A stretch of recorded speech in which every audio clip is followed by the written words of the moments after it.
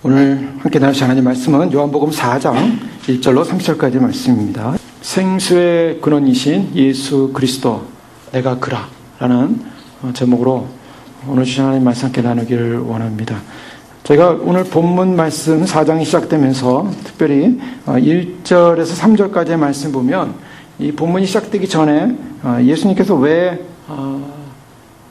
유대에서 갈릴리로 가시면서 사마리아를 지나가게 되시는 이유에 대해서 간단하게 나오고 있습니다. 그 이유는 1절에 보니까 예수께서 제자를 삼고 세례를 베푸시는 것이 요한보다 많다는 말을 바리새인들이 들은 줄 주께서 하신지라. 바리새인들이 나오고 있고요. 이 바리새인들이 들었습니다. 무엇을 들었냐면 예수님의 제자들이 세례 요한보다 많다는 이야기를 바리새인이 들은 것을 알았습니다.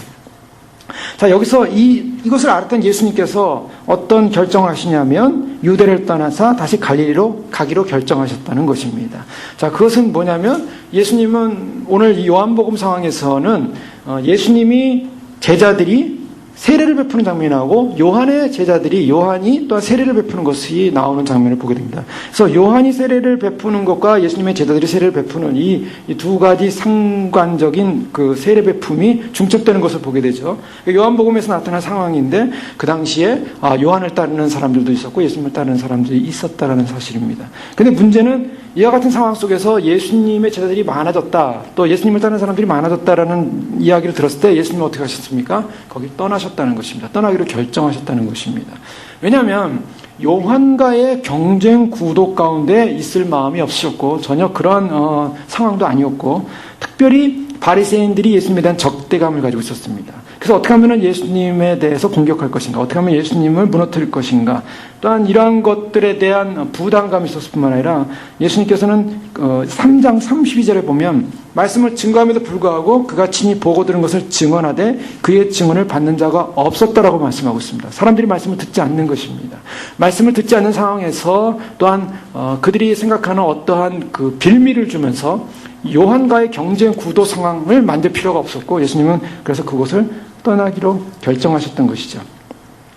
유대에서 갈릴리로 가는 것은 남쪽에서 북쪽으로 가는 것입니다. 남쪽에서 북쪽으로 가다 보면 바로 직행, 가운데 길은 바로 사마리아라는 동네를 통과하게 돼 있었습니다. 사마리아라는 지역이 유대는 남쪽이었고 사마리아가 중간 지역이었고 그 위가 또 갈릴리였어요. 요단강을 중심으로 해서 요단강의 우리 편에서 보면은 이제 동편이겠죠. 요단강의 왼쪽 편인데 그 요단강 왼쪽 편에 있는 저 지중해까지의 사마리아 땅 중간 지역을 피하기 위해서는 이 요단강을 건너서 베레아라는 곳을 우회해가지고 갈릴리로 유대인들이 통행을 했습니다. 왜냐하면 사마리아 사람들에 대한 유대인들의 반감이 심했고 또 사마리아 사람들을 인정하지 않았기 때문입니다. 그래서 오늘 대화 가운데 보면 어떻게 유대인인 당신이 나한테 물을 달라 하십니까? 라는 이제 사마리아 여인의 질문이 나오게 됩니다. 왜냐하면 사마리아 사람과 상종하지 아니하였다라고 9절에 말하고 있어요. 서로 유대인과 사마리아는 서로 이렇게 서로 원수지간이었습니다. 왜 원수지간이었냐면 이 사마리아 지방은 여호수아 시대에 므낫세 반지파가 차지했던 땅입니다. 중간 땅입니다. 그런데 이 이스라엘이 가나안에 정착하고 살다가 이제 점점 문제가 생기죠. 솔로몬 왕 이후로 이제 나라가 분열이 됩니다. 그래서 북이스라엘과 남유다로 갈라지면서 북 10개 지파가 차지했던 땅 중에 바로 이곳에 문제가 생겼습니다. 뭐냐면 나라가 분열이 되면서 남유다에 살았던 사람들은 그들이 섬기던 그 성전이 어디 있었냐면 바로 예루살렘에 있었습니다. 그래서 솔로몬 성전에 가서 제사를 드렸고 하나님께 예배를 드렸던 것입니다. 근데 비록 나라는 갈라졌지만 10지파 나머지 이스라엘도 이스라엘 사람들이었어요. 유대인이었어요. 그래서 그들도 성전에 가서 예배를 드려야 되는데 예루살렘까지 가야 되는데 이 여로보암이라는 왕이 열왕기상 12절에 보면 이 10지파 거대한 이 북이스라엘 사람들이 전부 절기만 되면 예루살렘으로 다 남유다로 가야 되는데 남유다의 왕은 르호보암이었습니다. 르호보암 왕에게 혹시나 무슨 영향을 받아가지고 사람들이 자기를 안 따를까 두려워했던 것이죠. 그래서 그가 냈던 계획은 우리가 예루살렘에 가서 예배드리지 못하게 하자. 그래가지고 중간에 어떻게 합니까? 베델이라는 곳과 단이라는 곳에 그가 아이디어를 내기를 금송아지, 예전에 애굽에서 나왔던 이스라엘 백성들이 광야에서 금송아지를 만들어서 이것이 우리를 이끄는 하나님이다라고 그렇게 우상을 섬기다가 그 섬긴 사람들이 징계를 당하고 심판당하지 않았습니까? 바로 그와 같은 모습으로 금송아지를 만들어가지고 바로 이 금송아지가 우리를 애굽에서 이끌어낸 신이다. 이렇게 해서 우상을 섬기기로 결정한 것이죠. 그래서 베델과 단에다가 이제 금송아지를 만들고 또 산당에다가 레위 지파가 아닌 일반 사람들을 제사장으로 세워가지고 그래서 예배를 드리게 합니다. 자, 이러한 사건이 먼저 일어났어요. 먼저 종교적인 배도 상황이 먼저 일어난 것입니다. 그래서 이스라엘 역사 가운데 남유다와 북이스라엘 사이에는 종교적으로 한 분 하나님을 섬겨야 될 이스라엘이 결국 북이스라엘 10개 지파가 결국 우상을 섬기는 것으로 빠지게 됐고 그 결과로 망하게 되지 않습니까? 아수르에서 북이스라엘이 먼저 망합니다. 아수르에서 망했을 때 열왕기하 17장에 보면 아수르가 어떤 정책을 썼냐면 이 이스라엘 사람들, 유대 사람들을 흩어놓자. 그래서 혼합 정책을 쓰기 원했던 것이죠. 그래서 아수르 왕이 열왕기하 10장 24절에 보면 5개 지역의 나라 사람들을 보냅니다. 바벨론, 구아, 아와, 하맛, 스바라임이라는 이 5개의 사람들을 보내가지고 이 소위 말해서 지금의 사마리아 땅, 중간 지역의 땅에 살게 한 겁니다. 그래서 성경에 보면요, 열왕기에 보면 이들이 이제 살면서 문제를 일으키죠. 열왕기하 17장에 보면 어떤 사건들이 일어나냐면, 거기서 그들이, 이방신을 가지고 이제 유대 땅에 들어온 겁니다. 그래서 이방신을 섬기다 보니까 문제가 생겼어요. 어떤 사자가 나타나 사람을 죽이는 일이 나고, 그래서 이 일을 어떻게 하면 좋겠냐. 그러니까 이스라엘에 살면은 이스라엘 하나님을 섬겨야 된다. 그들을 섬기지 않으면 안 된다. 그래가지고 어떻게 합니까? 하나님을 섬기기로 결정하고 하나님을 섬기게 합니다. 근데 문제는 이방 땅에서 이지온 사람들이 하나님을 섬기라는 그 왕명을 받고 하나님을 섬기지만 진심이 없었죠. 할 수 없이 섬겼던 거고 자기들은 또 다른 자기들이 원하는 신을 섬겼습니다. 그래서 산당에서 제사를 드렸고요. 열왕기하 10장 33절에 보면 그 민족의 풍속대로 자기 신을 섬겼다라고 성경은 말하고 있습니다. 또 41절에 보면 여러 민족이 여호와를 경외하고 아로새긴 우상을 섬겼다. 그러니까 이게 결국 아수르에서 망함으로 말미암아 북이스라엘은 처음부터 금송아지를 섬기다가 망하고 나서도 계속 이주해온 사람들과 더불어서 우상을 섬기고 이방신을 섬기는 일들이 일어났습니다. 때문에 유대 정통적인 신앙을 가졌던 남유다 사람들이 북이스라엘 사람들에 대한 또 그 지방 아수르에 의해서 5개 사람 민족이 와서 살았던 어떤 그러한 상황들에 대해서 거부감을 갖기 시작했고 남유다가 망하고 바벨론을 끌려갔죠. 그리고 이스라엘은 흩어졌습니다. 그러다가 이제 결국 어떻게 됩니까? 수르바벨 때 다시 돌아와서 예루살렘 성전을 짓는 사건이 일어납니다. 근데 그때 바로 사마리아 지방에 살았던 사람들이 우리도 좀 껴줘라. 우리도 예루살렘 성전을 짓는 것에 대해서 우리도 함께 참여하고 싶다. 이러한 제의를 합니다. 그것이 에스라서죠. 에스라 4장 1절에 보면 사마리아 사람들이 우리도 좀 그 성전 건축에 참여하겠다. 그러니까 수르바벨과 예수아가 우리는 너희와 상관이 없다라고 하면서 사마리아 사람들을 제껴버립니다. 이렇게 제껴버리니까 사마리아 사람들이 거기서 분노를 해서 이제 악심을 품고 예루살렘 성전 짓는 것과 예루살렘 성을 재건하는 것을 이제 반대하기 시작하고 그리고 방해하기 시작합니다. 자, 결국 뭐냐면 결국 원인은 뭐였냐면 원인은 조상들의 죄였어요. 조상들이 계속 우상을 숭배하고 자기들이 하나님을 떠나서 하나님께 예배하지 않았던 그런 것부터 시작해서 또 비록 다른 타민족이 들어왔지만 하나님을 섬기라고 했는데 하나님을 섬김에도 불구하고 또 다른 이방신들, 우상들 이것을 그들이 섬기기 시작하면서 결국에는 혼합 잡종이 돼버린 것입니다. 그래서 이 정통 유대인들 속에서는 사마리아 사람 하면요, 이 우상을 섬기는 유대인들보다 더 미워했고 사마리아 사람들이 먹는 음식을 함께 먹으면은 그건 돼지를 먹는 것 같다라는 그런 아주 모욕적인 그런 결정을 해버립니다. 그리고 요한복음 8장에 보면 예수님께 대하여 유대인들이 어느 정도까지 얘기하냐면 유대인들이 대답해 가로되 우리가 너를 사마리아 사람이라 또는 귀신이 들렸다는 말이 옳지 아니하냐. 자, 예수님을 향하여 유대인들이 뭐냐면 너는 사마리아 사람이다. 자, 예수님은 갈릴리 나사렛 출신이죠. 사마리아와 가깝습니다. 북쪽 출신이에요. 그래서 그런지 그들은 예수님을 어떻게 하면 모욕시킬까, 어떻게 하면 예수님을 비난할까 생각한 비난의 제목이 사마리아 사람이다라는 것입니다. 이것은 유대 정통상 최악의 욕이에요. 최악의 욕. 그래서 너는 사마리아 사람 아니냐? 너는 귀신이 들렸지 않느냐? 이런 엄청난 모욕을 하는데 예수님은 누가복음 10장에 어떤 예를 듭니까? 누가복음 10장 33절에 우리가 선한 사마리아인 비유에 관한 이야기를 너무 잘 알고 있죠. 어떤 사람이 여리고로 내려가다가 강도를 만났는데 그 사람을 도와준 사람이 누구였는가? 어떤 사마리아 사람이 그를 도왔다. 근데 그 어떤 사마리아 사람이 누구였냐? 바로 예수님을 말하고 있었어요. 예수님 자신을 사마리아 사람으로 이렇게 비유를 하셨어요. 그것은 굉장히 낮아지심을 말하고 있습니다. 예수님이 유대 정통, 이 다윗의 그러한 혈통 아니겠습니까? 그런 다윗의 혈통을 이은 이 유대 정통인 예수님이 바로 사마리아 사람의 비유를 두면서 자신이 바로 그러한 비천한 존재로서 그러한 사람들을 돕는 자로 이 땅에 왔다. 자기 비하적인 예화를 든 적이 있습니다. 어쨌든 사마리아는 역사적으로 이런 상황이었어요. 그러니까 오늘 이 요한복음 4장을 우리가 보면서 예수님께서 4절에 사마리아를 통과하여야 하겠는지라 라는 이 말씀 속에는 굉장히 중요한 의미를 담고 있다. 그 중요한 의미는 뭐냐면 1차적으로 이것은 의도성이 있다는 것입니다. 왜냐하면 모든 사람들의 상식 속에서는 그리고 정말 하나님의 사람으로서 선지자로서 거룩하고 정결하고 죄 없는 존재로서 하나님의 말씀을 대언하는 사람이라면 부정해지면 안 되는 거죠. 그 부정해지면 안 되기 때문에 예를 들면 세례 요한 같은 경우는 약대토록과 석청, 그다음에 꿀 이와 같은 것을 먹으면서 메뚜기와 석청을 먹었다고 하지 않습니까? 그 메뚜기와 석청, 그 메뚜기라는 것은 이제 나무 열매의 원어적인 그런 의미가 있음을 저희가 발견하는데 어쨌든 그런 그 광야에서 나오는 음식을 먹으면서 에센파처럼 경건된 삶을 살았어요. 세속 사람과 어울리지 않았습니다. 그래서 광야에 존재하고 있었어요. 그래서 예루살렘에 존재하지 않고 예루살렘 성전에서 외치지 않고 세속적 유대적 영향을 받지 않고 그는 오직 하나님 앞에서 경건된 말씀만을 전하는 그러한 선지자예요. 마지막 선지자입니다. 그런데 예수님은 오히려 사마리아라는 이 부정한 지방을 통과하기로 결정했다는 것입니다. 자, 이것은 무엇을 표현하고 있냐면 하나님의 마음을 볼 수가 있다는 것입니다.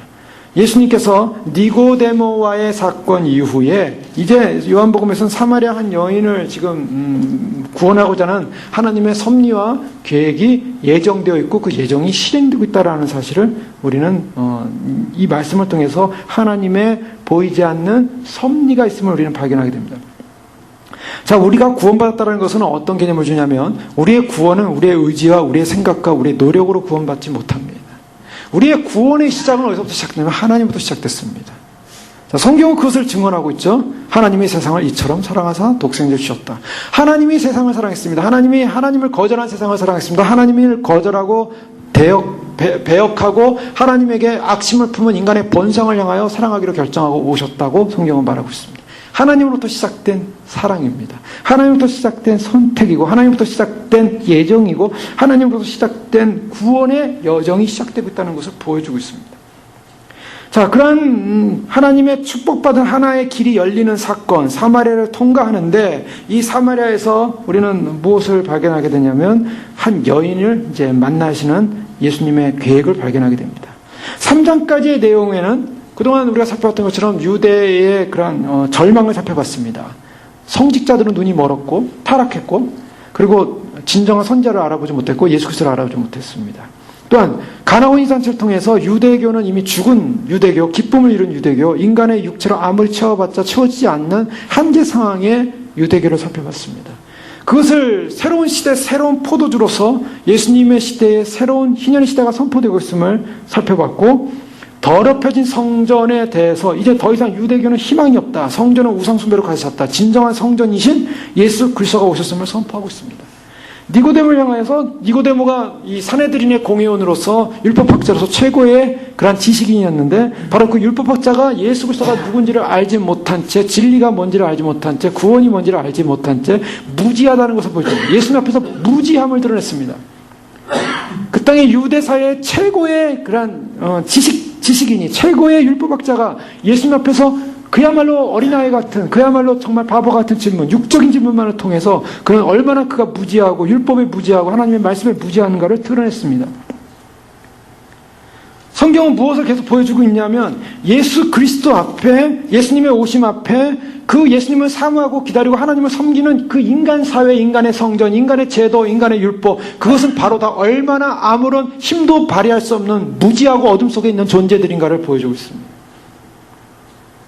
자, 그런데요, 그러한 모습이 오늘도 동일하게 나오는 바로 이 모습입니다. 바로 그것은 버림받은 땅, 버림받은 사람들, 사마리아 사람입니다.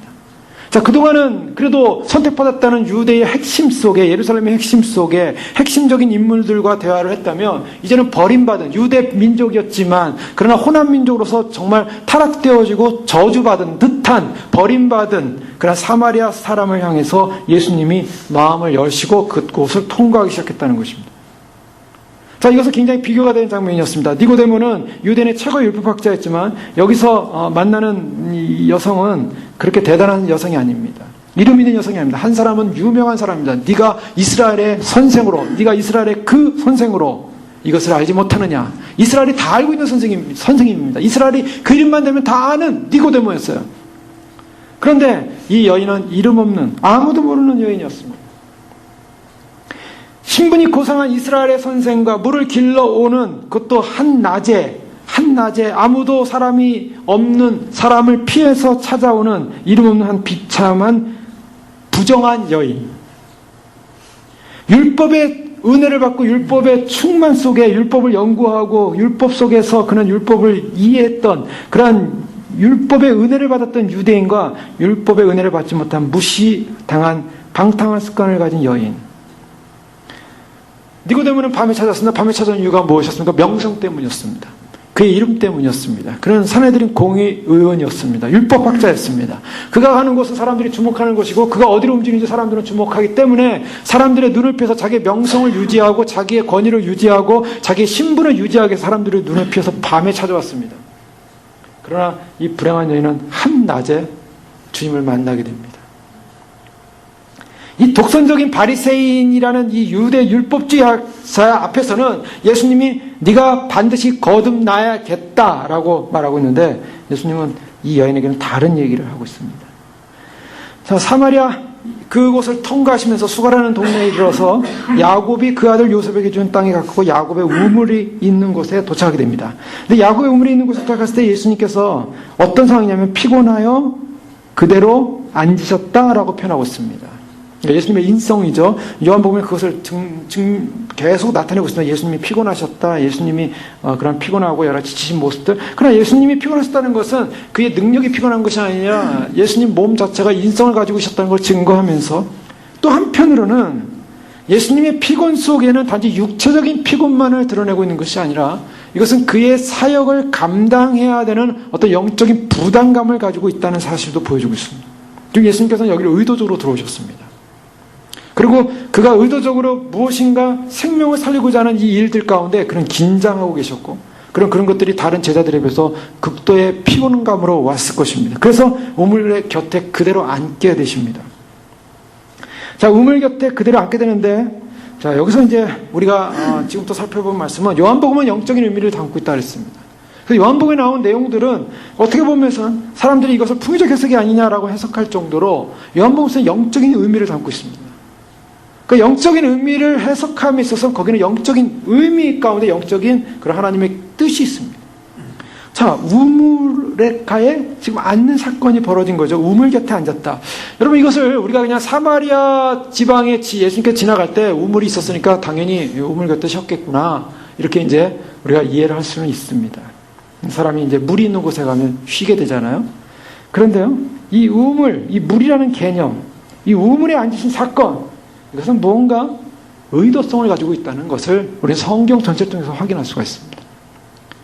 성경에서는요, 어떤 장소가 나올 때 그 장소라는 것이 그냥 나오지가 않습니다. 이름도 마찬가지죠. 근데 장소가 나올 때는 뭔가 의미를 두고 있습니다. 예를 들면 이스라엘 백성들이 왜 하필 애굽으로 갑니까? 요셉이 왜 애굽으로 팔려갔습니까? 그래서 요셉과 더불어서 이스라엘 그 야곱의 형제들이 다 와서 그 자녀들이 와서 왜 거기서 번성하게 됩니까? 이유는 있었죠. 애굽이라는 곳을 가야만 했습니다.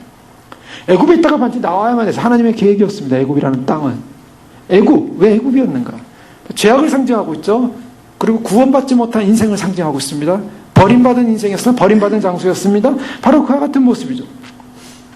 세례요한이 왜 광야에 있었을까? 그것은 이스라엘의 불모성을 상징한다고 했습니다. 황폐해서 이스라엘은 이미 끝났다. 더 이상 성전에 하나님은 계시지 않는다. 또 예수님께서 예수님의 말씀을 선포하실 때, 특별히 하나님 나라에 관한 법을 선포하실 때 예수님께서 산에 오르셔서 앉으셨다 그랬습니다. 마태복음 산상수훈의 시작을 보면 산에 오르사 앉으시고 말씀을 선포하기 시작했어요. 이것은 무엇인가 공적인 선포라는 것입니다. 공적인 하나님 나라의 법을 선포할 때 어디로 올라가셨냐면 산으로 올라가셨다는 거예요. 이 장소를 선택하는 데는 굉장히 중요한 의미가 있습니다. 오늘 사마리아 땅으로 들어가는데 사마리아 땅에 어디로 들어가냐면 야곱의 우물로 가셨다는 것입니다. 자, 우물이 주는 성경의 의미는 뭡니까? 이것은 이것을 우리가 타이포 타이포라는 말로 저희가 많이 표현했죠. 타이폴로지, 모형이라는 것입니다. 무엇인가 의미를 담고 있는, 구약에서 의미를 담고 있는 그림들이 있다는 것입니다. 우물은 뭡니까?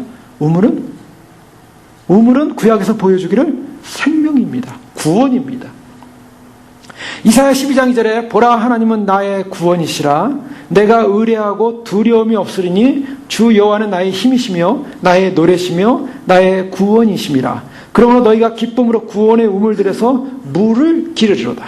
자, 이 우물들이라는 이 우물이라는 말이 나왔을 때 이 우물이 주는 의미는 구원의 우물이라는 것입니다.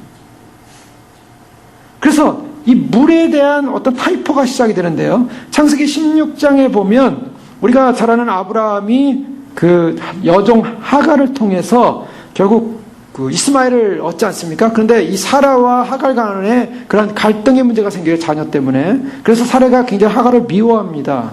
미워하다 보니까 이제 아브라함이 사례한테 사례 네가 마음 편한 대로 해라 이렇게 나오죠. 그러니까 사례는 하갈을 내쫓기로 결정하죠. 그래서 내쫓는 사건이 일어납니다.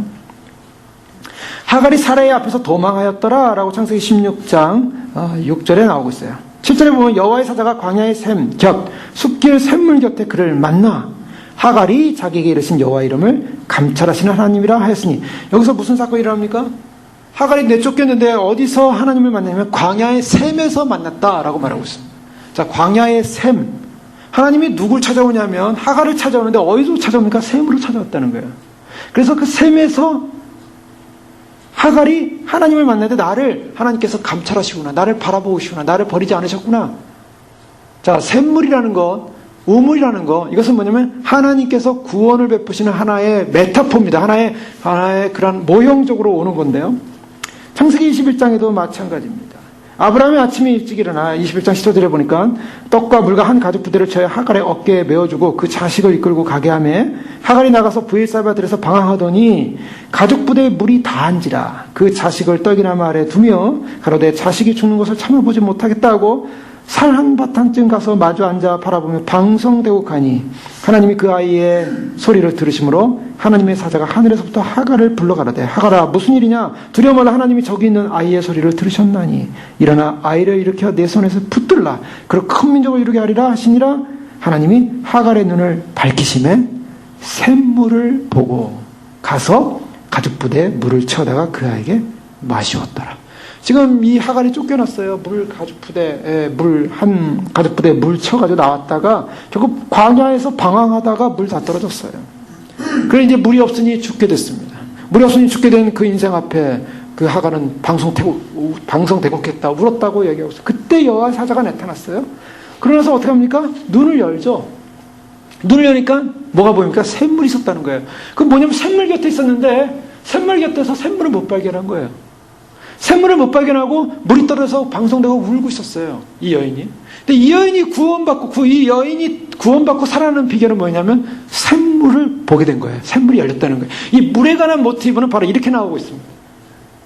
버림받은 사람, 추방당한 사람, 그래서 버림받아 쫓겨나서 방황하며 물이 떨어져서 결국 이제는 죽은 인생, 소망이 없는 인생에게 무엇이냐면 물 곁에 계신 하나님, 물에 찾아오신 하나님이 나타나고 있다는 거예요. 오늘 이 사마리아 여인을 만나기 위해서 예수님께서 어디로 찾아오셨습니까? 우물에 찾아오셨다는, 이것은 굉장히 중요한 개념입니다. 하나님이 찾아오시는데 버림받은 인생, 저주받은 인생, 죽어야 될 인생을 살리는 장소가 어디였는가? 우물이었다는 거예요. 그 우물이 주는 의미가 뭔가? 그 우물이 주는 의미는 이제 예수님께서 거기서 생수라는 개념을 이제 들고 나오시는 것입니다.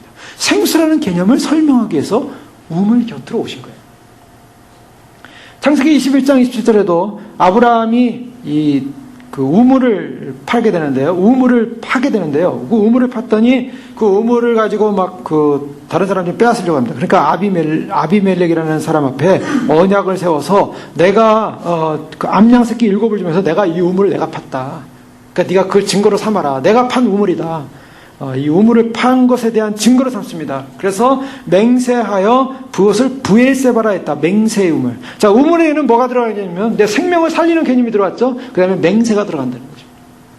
자, 아브라함에게 주어졌던 우물, 부엘세바라는 그 우물의 이름은 맹세의 우물이에요. 근데 히브리서 7장에 오면 예수께서 제사장 된 것은 맹세 없이 된 것이 아니라고 말하고 있습니다. 맹세가 어디에 들어가냐? 맹세의 우물이다. 맹세라는 것은 언약의 보증이라는 거예요. 그러니까 하나님이 하시는 맹세는 무엇을 담당하고 있냐면 그 맹세 안에는 언약이 들어있어요. 구원을 시켜주겠다. 구원의 백성이다. 그 우물이 주어진 의미는 바로 그 우물에서 하나님의 맹세가 이루어진다는 것입니다. 하나님께서 구원을 준다는 어떤 하나의 언약적 약속이 주어진다는 겁니다.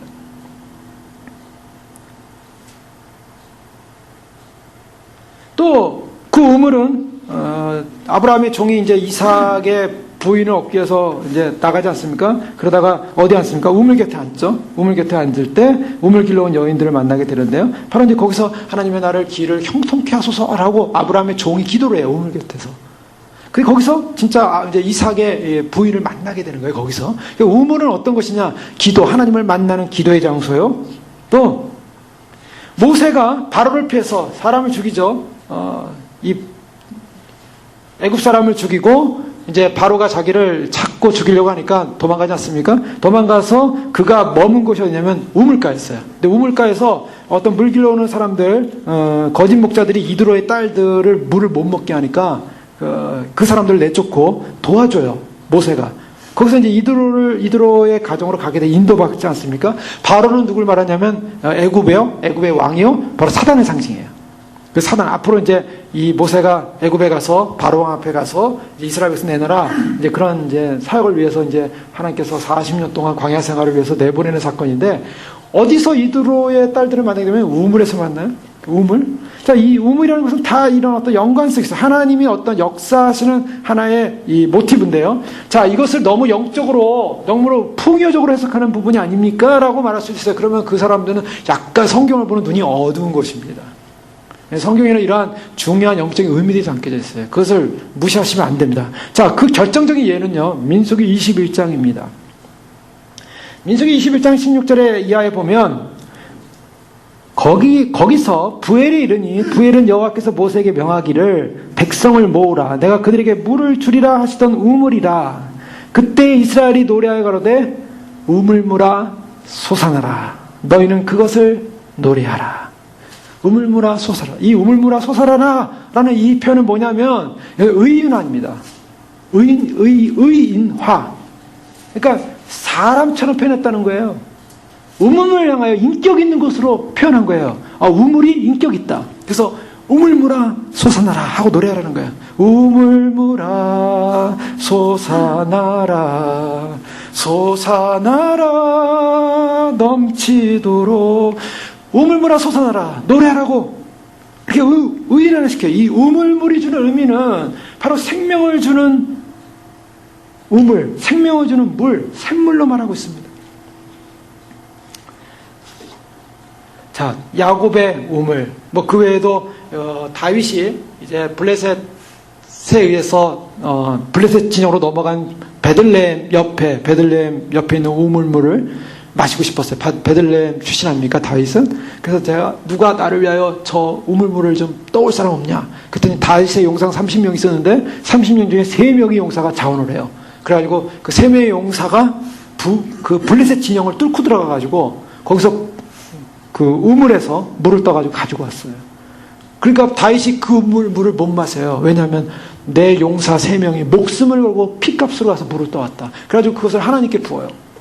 자, 다윗이 먹고 싶었던 물은 어디 있습니까? 베들레헴의 물이었어요. 베들레헴은 누구의 태어난 곳이면 예수 그리스도입니다. 다윗은 예수 그리스도를 상징하고 있어요.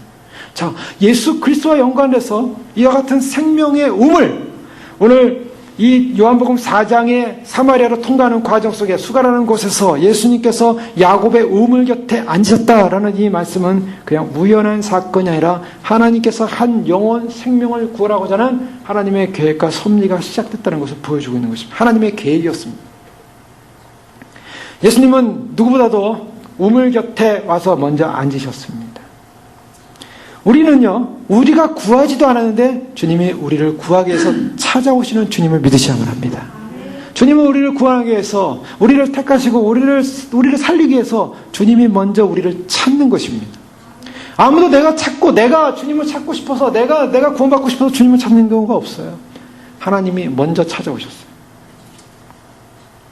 요한복음 15장 16절 말씀에 너희가 나를 택한 것이 아니요 내가 너희를 택하여 택하여 세웠나니. 너희가 나를 택하지 않았다. 여러분, 여기서 우리는 은혜라는 그러한 귀한 의미를 생각해야만 합니다. 우리가 가진 신앙, 우리가 가진 믿음, 우리가 가진 구원의 소망, 이것은 나에게서 온 것이 아니라는 거예요. 그 때문에 어느 누구도 하나님 앞에서 내가 굉장한 존재요, 대단한 존재요, 나는 정말 하나님 앞에서 마땅히 하나님께 해드려야지라는 이러한 그러한 마음을 가질 수가 없는 것입니다. 언제나 겸손하게, 언제나 우리는 은혜를 받은 사람이에요. 언제나 우리는 죽어있던 존재가 하나님의 은총을 받은 사람이에요. 멀리 있던 존재가 주님 앞에 가까이 가게 됐고, 죽어서 주님을 전혀 바라볼 수 없는 저주받은 인생이 하나님 나라의 영광스러운 소망을 가지고 그 안에 들어갈 수 있는 존재로 주님이 우리를 향해 찾아오셨다는 것입니다.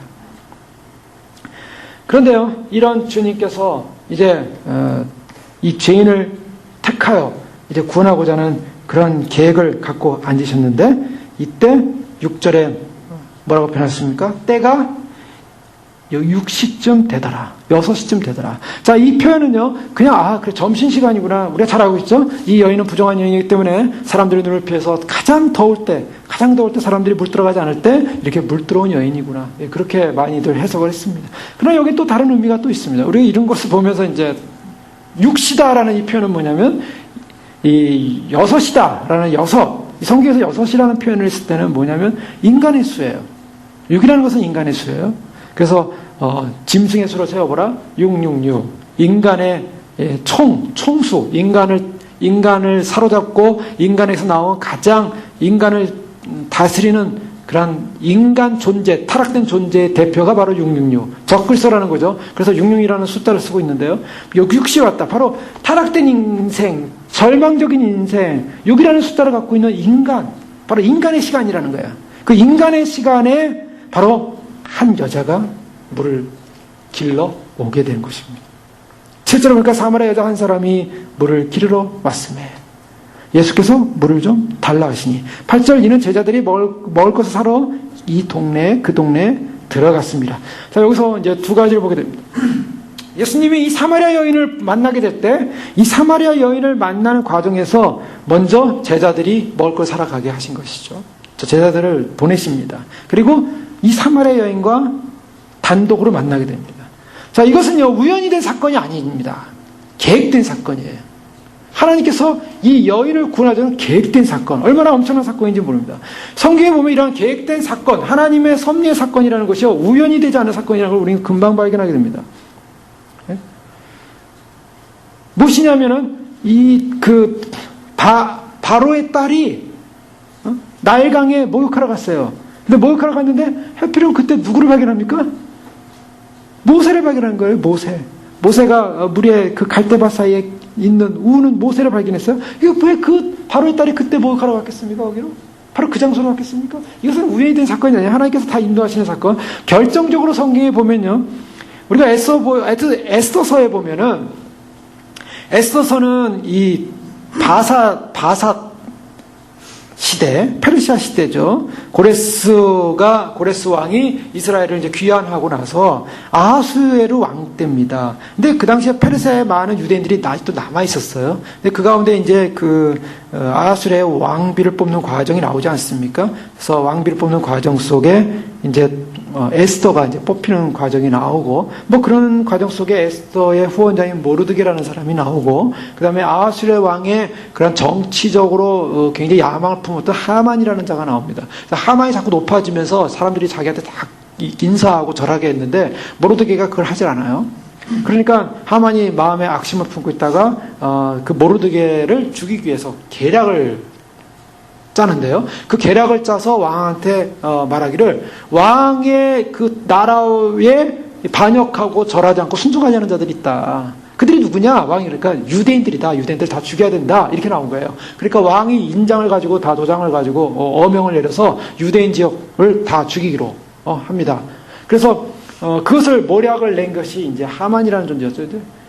근데 이제 모르드게도 죽일 뿐만 아니라, 모르드게는 어떻게 죽일까? 모르드게는 큰 장대에다가 매달아 죽이자. 그래서 하만이 자기 집에다가 이제 큰 장대를 만들어가지고 모르드게를 죽이기로 결정합니다. 이 사실을 알게 되니까 어떤 사건이 일어납니까? 이 사실을 알게 되니까 모르드게와 또 유대인 전체가 이제 죽는 사건을 에스더가 알고 에스더가 이제 결단을 하게 되죠. 그 결단할 때 모르드게가 뭐라고 하냐면 네가 왕비가 된 것이 바로 지금 우리 민족을 살리기 위한 하나님의 기회인지 어떻게 하느냐.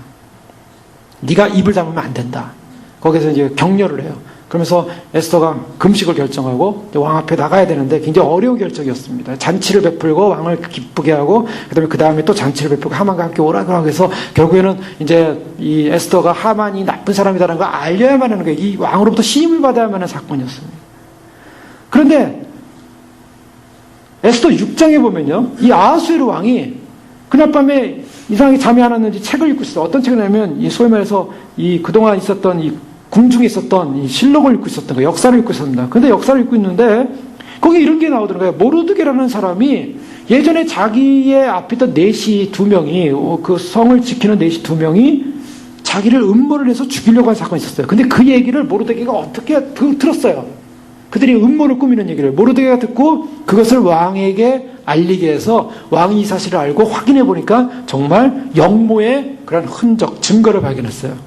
영모의 증거를 발견해서 그 둘을 죽이고 그냥 그것을 해결한 사건이 있었어요. 근데 그것을 우연히 읽고 있는 거예요. 이 아하수에로 왕이.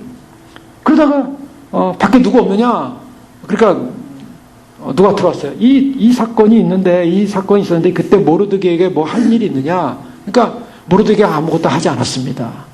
그러니까 또 밖에 누가 있느냐? 그러니까 하만이 그때 밖에 와 있었거든요. 그러니까 하만이 있습니다. 하만이 들어오니까 하만한테 묻기를 야 나라와 국가를 위해서 또 나를 위해서 굉장히 충성된 일을 한 사람인데 어떻게 했으면 좋겠냐? 그 사람을 왕이 입는 옷을 입혀가지고 왕이 타는 마차에 태워가지고 막 사람들에게 칭송을 받게 해야 됩니다. 자기인 줄 알고 이제 그렇게 막 얘기를 했던 거예요. 근데 그게 모르드게였어요. 근데 모르드게를 데려와라.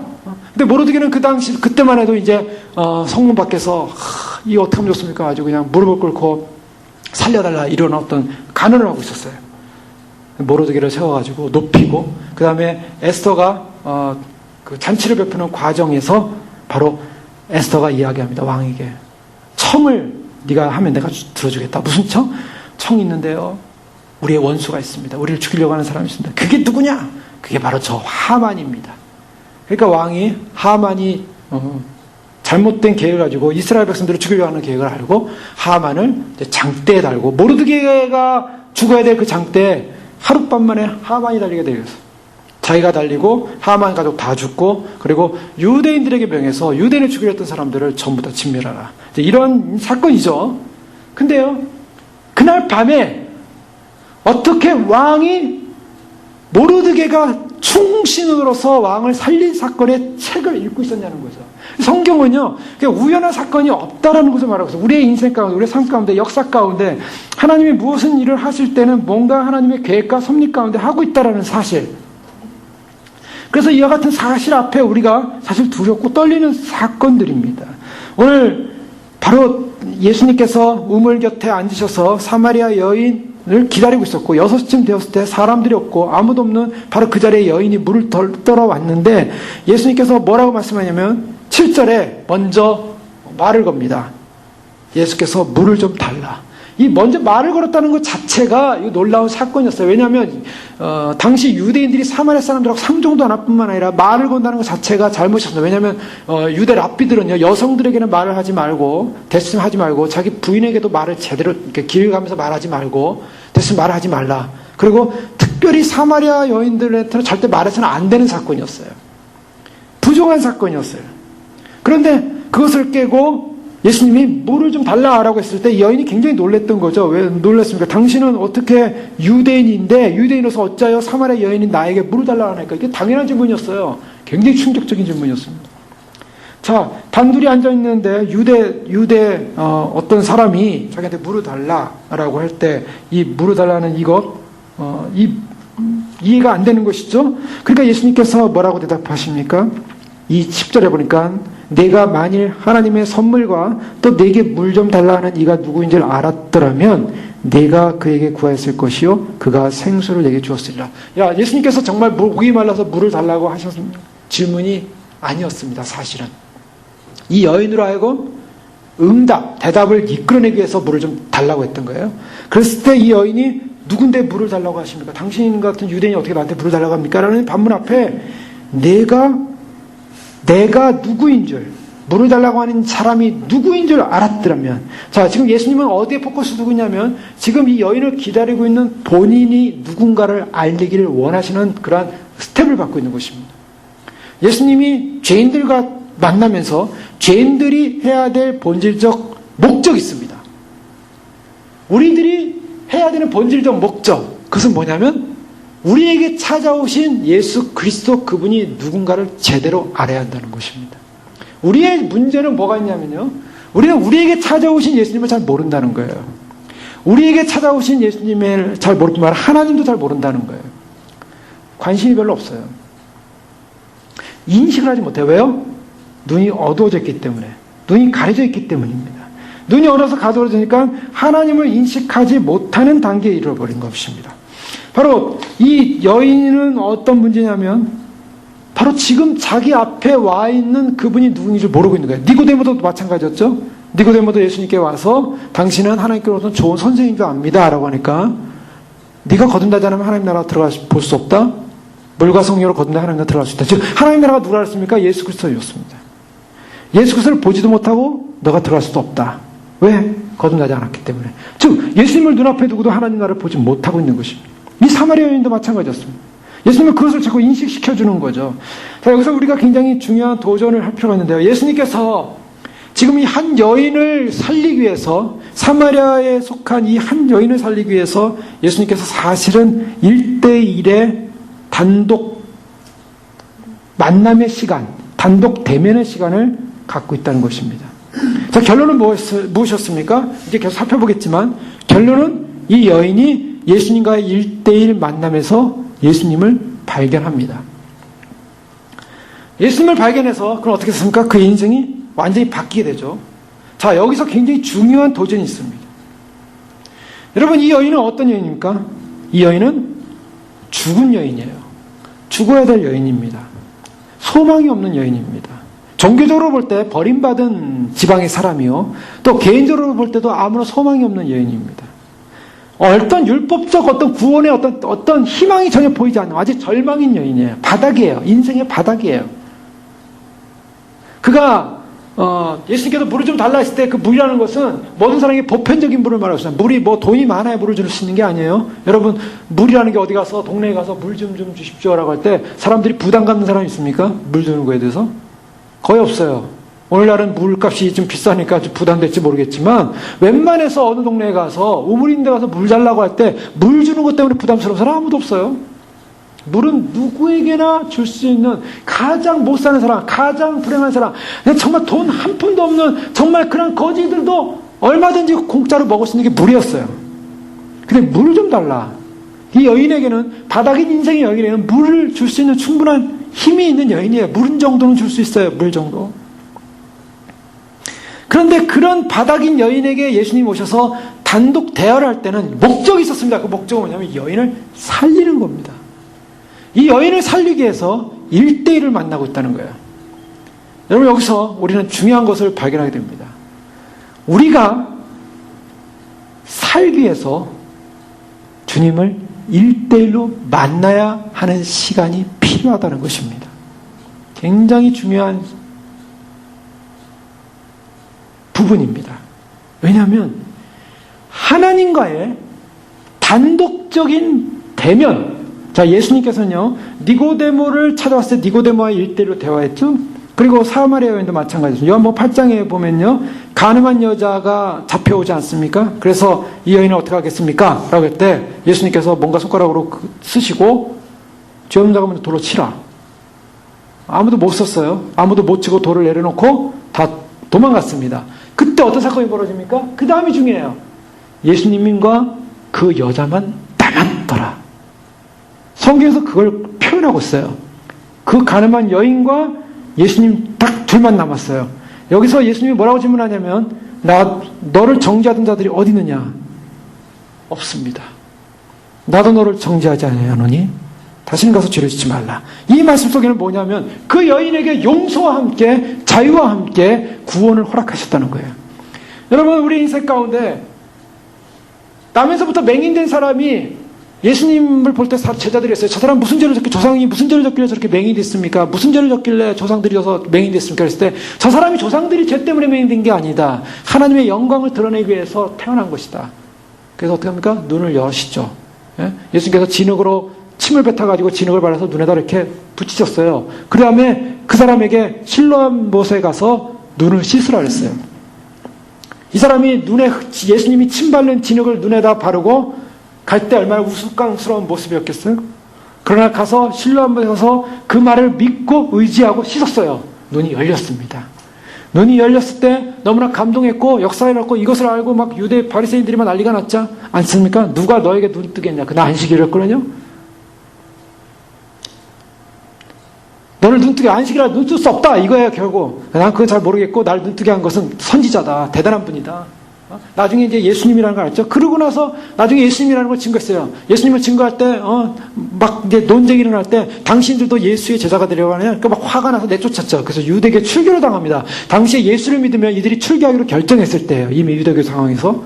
그러고 나서 성전에 있는데 예수님이 언제 찾아옵니까? 예수님이 바로 성전에 있는 눈뜬 그 소경을 그때 조용히 혼자 찾아와서 만나요. 예수님은요, 구원시켜주는 사람들을 어떻게 만났냐면, 대중 가운데, 다수 가운데 집단으로 구원시키지 않으셨어요. 예수님은 개인적으로 면접을 했어요. 여러분, 우리의 인생 가운데 내가 정말 구원받은 인생인가? 여러분, 내가 정말 구원받은 인생인가? 내가 정말 삶과 죽음 사이에서 주님과 함께 단독적으로 삶과 죽음의 문제를 대화하고 만나서 주님으로부터 대답을 받았는가 물어보십시오. 내 인생의 삶 가운데 주님과의 단독적인 만남의 시간이 있었는가? 태어나서 교회 다니면서 태어난 사람들과 어울려 다니면서 사람들과 생활하면서 가족을 이루면서 뭔가 종교생활에 익숙해서 다녔지만 내 10년 가운데 한 번도 골방에서 한 번도 외로운 방에서 한 번은 산골짜기에서 한 번도 아니면은 어떤 상황과 어떤 상황의 처지 속에서 가장 외로운 시간, 가장 고독스러운 시간, 가장 고통스러운 시간, 뭐 아무 시간도 좋아요. 어떤 시간이든 바로 어느 순간에 삶과 죽음 앞에서 주님을 그 자리에서 만난 경험이 있냐라는 것입니다. 여러분 그것이 없다면 그 경험을 하셔야 됩니다. 그거 없는 사람들은요 신앙생활이 껍데기예요. 그런 경험이 없으면요 신앙생활이 거짓이에요. 그냥 이게 길인가 보다, 이게 구원인가 보다, 이게 이렇게 되면 구원받는가 보다 하고서 그냥 같이 불 위에 흘려서 가는 거예요. 주님과 인격적인 관계가 없는 거예요. 여러분 어떻습니까? 나의 인생 속에 정말 주님과 1대1로 만나서 주님 앞에서 내가 어떤 존재인가, 그리고 주님은 어떤 분인가 인식을 하셨냐는 것입니다. 많은 사람들이 인식할 시간이 없었어요. 그런 경험이 한 번도 없어요. 정말 사람들과 만나서 얘기하고 사람들과 만나고 이 사람 만나고 저 사람 만나고 하는 것들은 많이 있었지만 정말 주님과 개인적으로 만나서 주님의 대화 속에서 주님이 주시는 말씀, 내가 응답함, 거기서 오는 주님이 주시는 확신의 언어가 한 번도 없었다면 아직 구원에 대한 확증, 구원에 대한 자신감을 갖지 마십시오. 이것은 제가 도전하는 겁니다. 왜요? 성경이 그걸 말하고 있기 때문에. 이 사마리아 여인은 지금 주님을 개인적으로 단독 대면하고 있어요. 여기가 굉장히 중요한 부분이에요. 여러분, 우리의 신앙에서 주님과의 단독 대면의 경험이 없다면, 단독 대면은 무엇을 말하고 있습니까? 우리가 주님을 단독 대면했다는 것은 무엇을 말하냐면, 우리가 얼마나 의롭고 존귀한 존재인가. 나 대단한 존재죠. 주 앞에서 주님 저 괜찮죠? 잘했죠? 저 멋있죠? 주님 보실 때 합격이죠? 이런 만남 없어요. 그러니까 내 편에서 주님 나를 드러내고 나를 주님이 인정해 주셔야만 하고, 주님께서 나를 보실 때 너무나 귀하고, 주님 보실 때 정말 내가 얼마나 소중해, 내가 나를 생각하니까 너무 기특해요. 주님 보실 때 나도 나를 보니까 기특하시죠? 그러니까 나는 그냥 100점입니다 주님. 이런 경험이 아니라 처절한 경험입니다.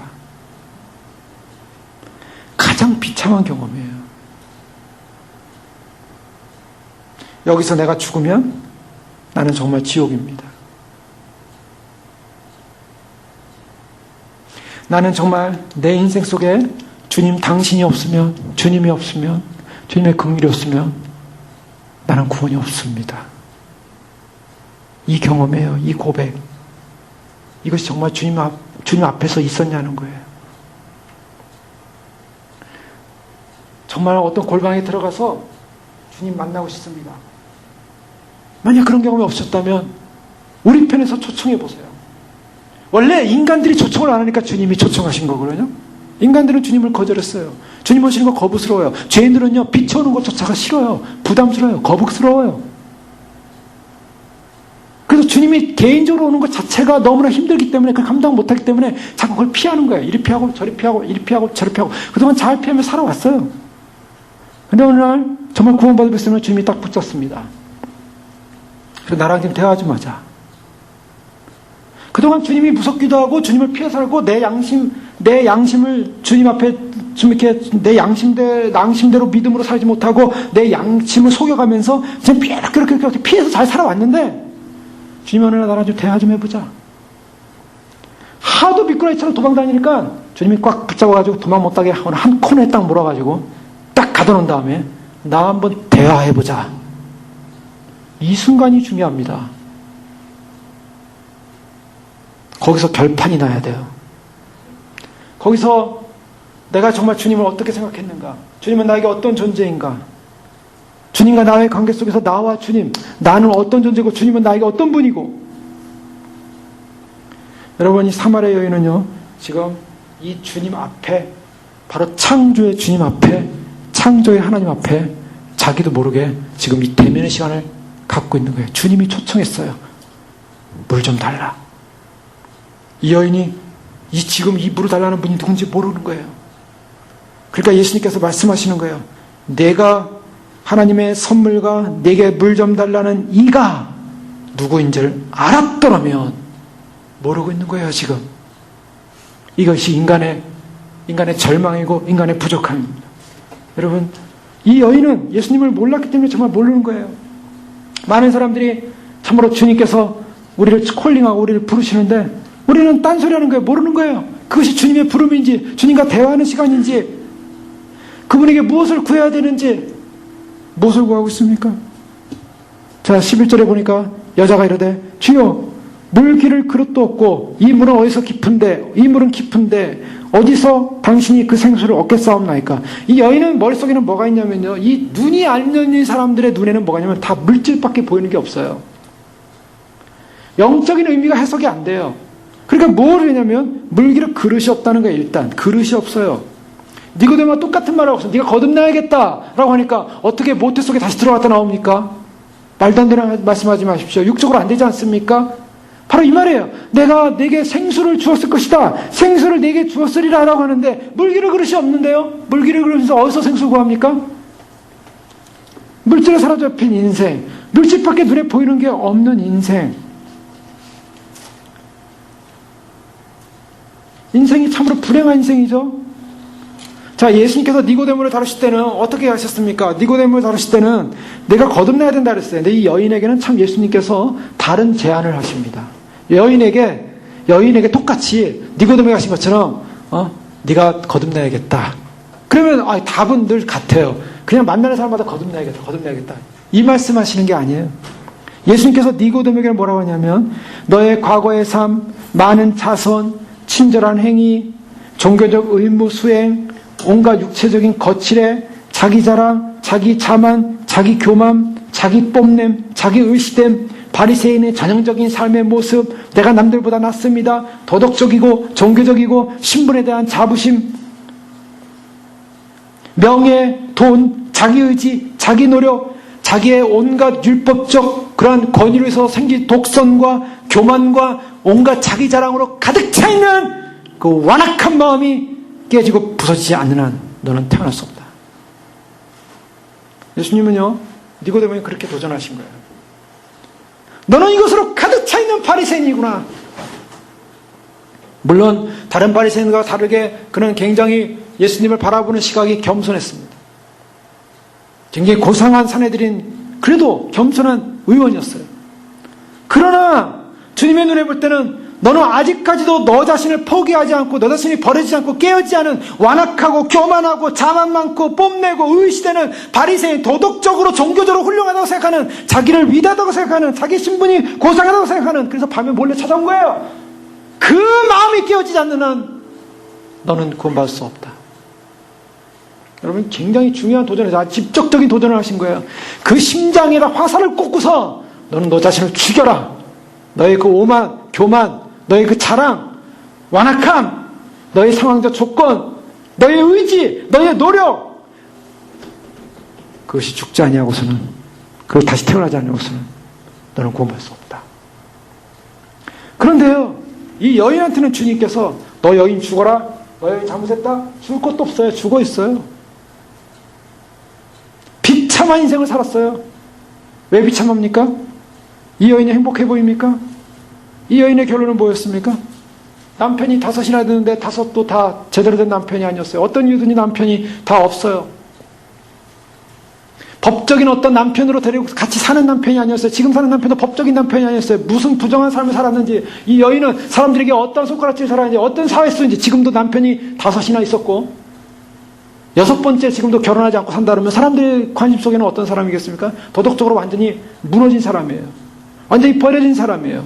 당시 율법사회, 유대사회, 부정하고 가난한 여인을 돌로 쳐 죽여야 되는 그런 율법이 서서같이 살아있는 그 시대에 그렇게 살았다면 이 여인은 아무것도 아닌 거예요. 다 절망된, 파산된 인생이에요. 어떻게 보면. 그런 여인에게 너는 죽어야 된다, 너는 파산해야 된다, 너는 무너져야 된다, 너의 교만, 너의 자만, 이것을 얘기하지 않아요, 예수님이. 그 여인한테는 너는 선물이 필요하다. 하나님의 선물이 뭔지 너는 좀 알았으면 좋겠다. 이 여인은 무너진 여인이었어요. 너는 치유가 필요하다. 너는 도덕적인, 종교적인 그런 것도 없고, 너는 너를 의지하고 자랑할 만한 전혀 없고, 너는 사회적 높은 지위도 없고, 너는 이스라엘 선생도 아니고, 너는 무학이요, 너는 공부도 안 했고, 너는 무식할 뿐만 아니라, 너는 어떤 세상적 자랑도, 명예도, 돈도, 어떤 의지할 너의 노력도, 어떤 가치관도 없는 여자 아니냐? 너에겐 선물이 필요하다. 그 선물을 받기 위해서 내가 누군지 알았다면 그것을 구했으면 되는 건데 왜 못 구하고 있냐? 지금 이 질문 하신 거예요. 얼마나 그 여인을 불쌍히 여기셨는지, 주님이. 중요한 것은 둘 다 죽어 있었다는 것입니다. 이 여인에게 진정한 필요한 것은 생수였어요. 니고데모에게 필요한 것은 무엇입니까? 하나님 나라에 들어가려면 너는 거듭나야 된다. 하나님 나라, 그분을 보려면 너는 깨지고 부셔야 된다는 거였어요. 근데 이 여인에게 필요한 것, 너에게 지금 필요한 것은, 네가 사는 길은 생수를 구해야 된다. 자, 물이라는 이것은 굉장히 중요하죠. 왜 생수라 했습니까? 이 생수는 뭡니까? 이미 물과 성료로 거듭나야 된다는 이 말 속에 물은 하나님 말씀이라는 것을 살펴봤습니다. 그러나 성경에서 이 생수라는 말을 쓸 때 또 다른 개념의 하나님 말씀과 더불어서 함께 쓰이는 말씀이 있어요. 예레미야 2장 13절에 보면, 내 백성이 2가지 악을 행하였나니 곧 그들이 생수에 근원되는 나를 버린 것과 스스로 웅덩이를 판 것인데 그것은 그물을 가두지 못할 터진 웅덩이들이니라. 예레미야 선지자가 이스라엘 백성의 2가지 죄악을 지적합니다. 그 첫 번째 죄악은 생수의 근원인 하나님을 버렸다라고 말하고 있어요. 하나님은 누군가? 생수라는 것입니다. 이 여인에게 진정한 필요한 것은 하나님이었습니다. 그런데 문제는 뭐였습니까? 하나님을 버렸다는 것입니다.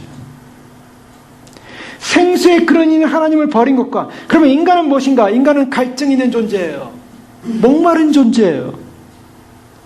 인간이 갈증 있고 목마르니까 생수로부터 오는 만족감이 있어야 되는데, 생수로 오는 만족감을 버려버리고 나니까 그 다음에 어떻게, 목마르니까 스스로 웅덩이를 파는 거예요.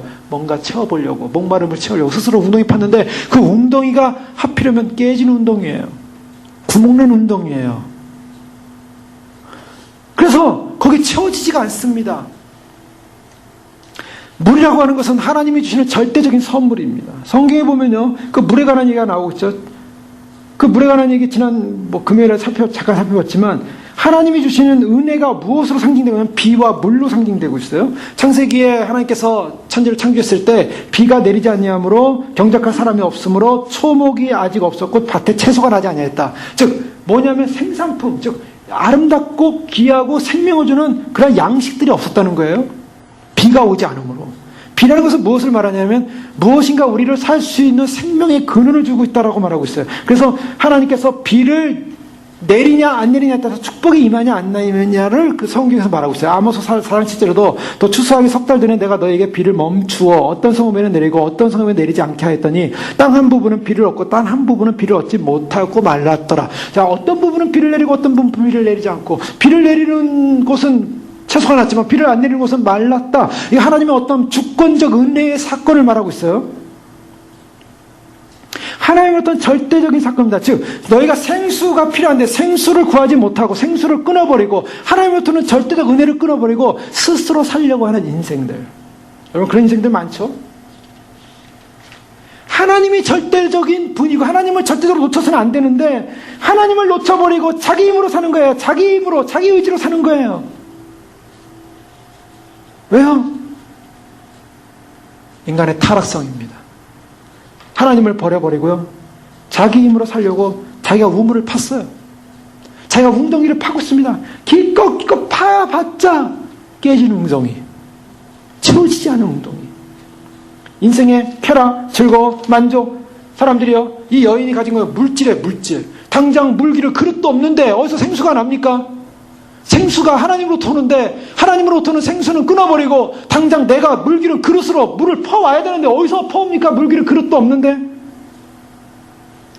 하나님의 은혜와 사랑, 하나님의 사랑과 은혜의 기쁨과 만족은 하나님부터 오는데 하나님부터 오는 기쁨과 행복은 거절한 채 내가 이 땅에서 행복해봐야지, 내가 이 땅에서 뭔가를 얻어봐야지, 내가 이 땅에서 내가 두레박을 가지고 열심히 퍼봐야지. 그래서 내 두레박을 가지고 열심히 풉니다. 열심히 쾌락을 느끼려고 합니다. 열정의 유흥을 느끼려고 합니다. 욕심을 가지고 자기 기만을 가지고 자기 정욕을 가지고 열심히 퍼봅니다. 그런데 푸는 인생 채워지지가 않습니다.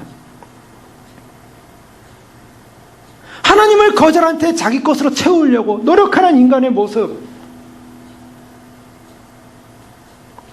예수님께서 10분의 비유를 통해서 가치밭에 떨어진 씨는 어떻게 했다고 그랬습니까? 그 씨가 떨어지면 점점 자라는데 자라면서 문제가 생겨서 어떤 문제가 생겼습니까? 세상의 염려와 재리의 유혹으로 인해서 결국 말씀이, 결국 기운이 힘을 잃어가지고 자랄 수가 없어요.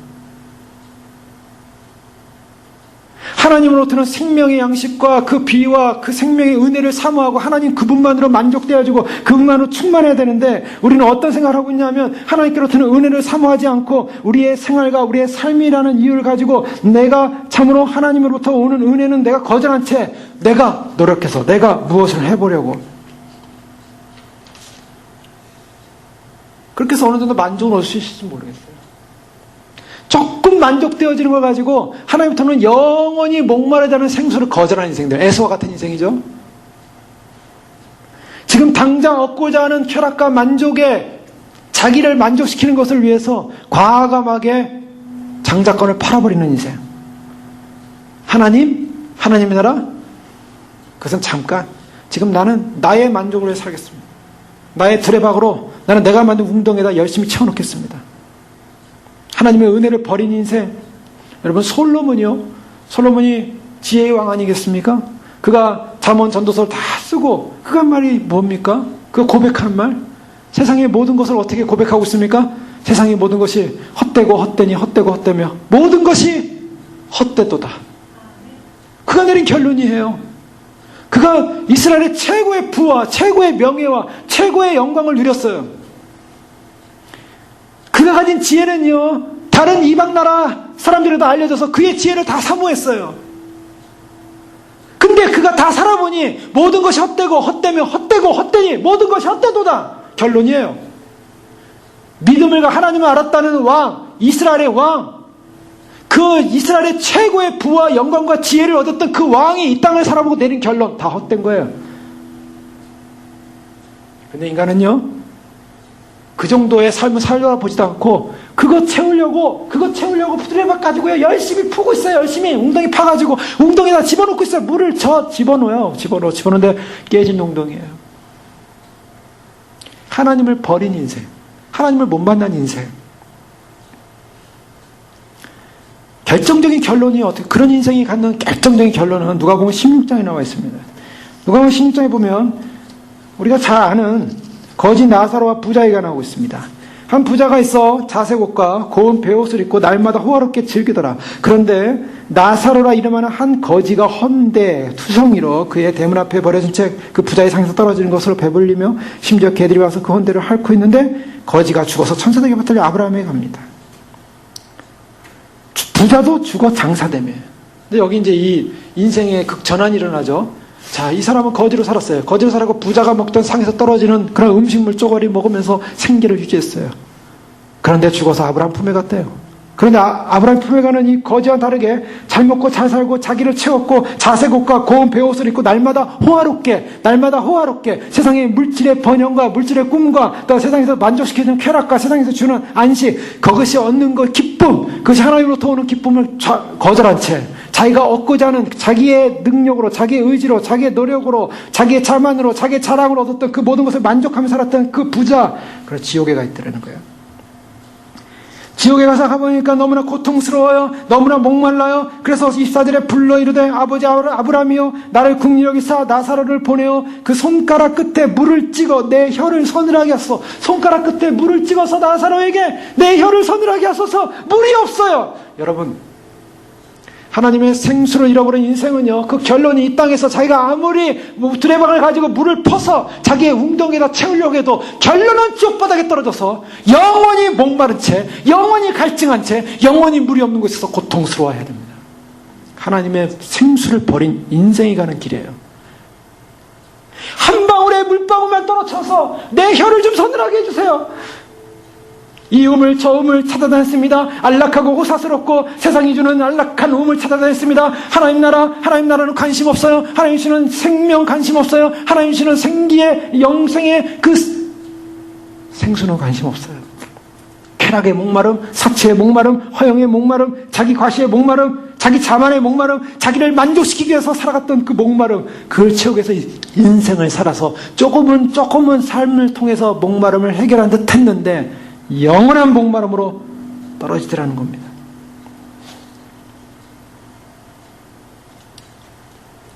예수님의 안타까움은 여기 있었어요. 인간들이 진정한 생수를 못 발견하더라는 거예요.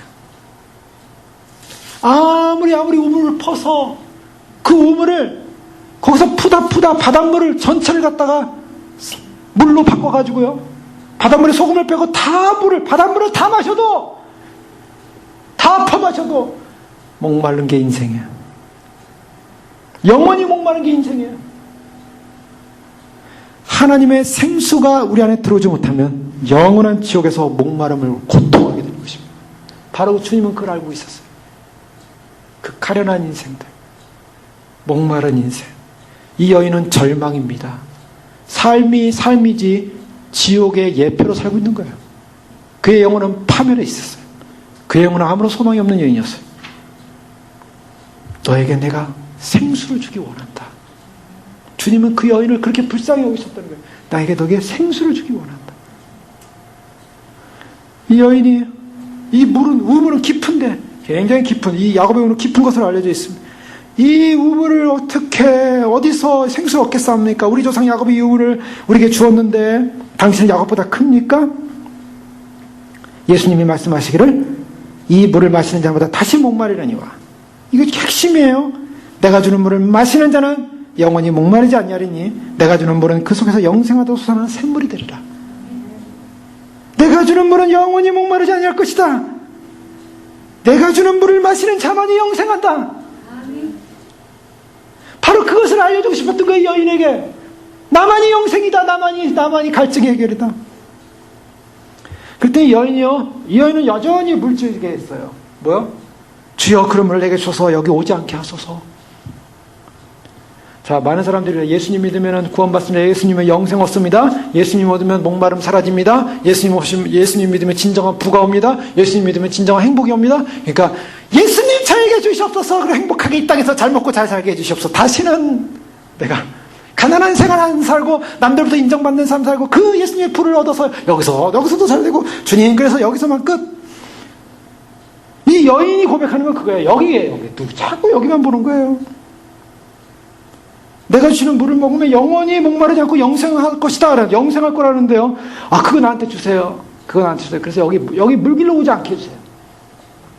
나 편하게 해주세요. 나 편하게. 여러분, 욕까지 온 사람들이 많죠, 오늘날. 예수님 통해서 나만 편하게 해주세요. 그래서 예수님이 이 여인의 고백을 보고 이제 본론으로 들어갑니다. 이제 본론으로 들어가요. 본론이 무엇입니까? 이 여인을 독대한 이유, 이 여인이 해결해야 될 숙제가 있어요. 16절 이르시되 가서 내 남편을 불러오라. 그동안 대화했던 거하고 영 다른 말씀을 갑자기 하셨어요. 그동안 이루어졌던 대화, 물 얘기하시다가 갑자기 남편 데려오래요.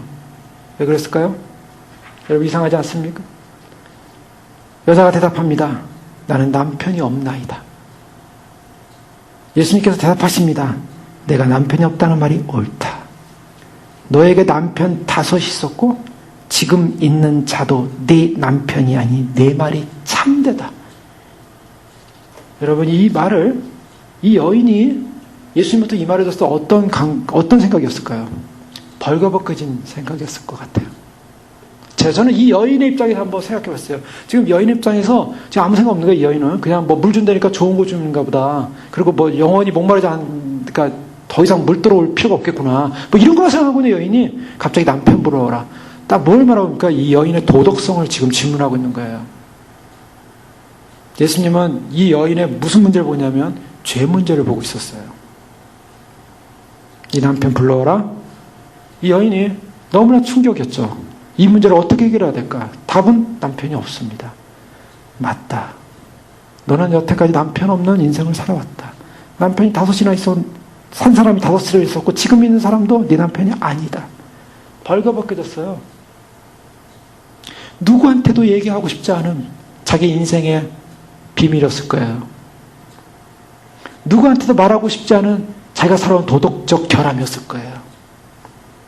누구에게도 표현하고 싶지 않은, 그래서 사람들 보기도 좀 민망해서 누구도 자기를 만나서 자기 개인 사정 물을까봐 누가 몰래 우물가에 왔던 여인이었어요. 근데 그 실체를 주님이 보고 계셨어요. 너 죄인이지? 너 죄 많이 졌지? 너는 도대체 어떤 인생을 살아왔니? 그동안 남편이 5이나 되고 지금 이 사람도 네 남편도 아니고 도대체 너는 어떤 죄인이니?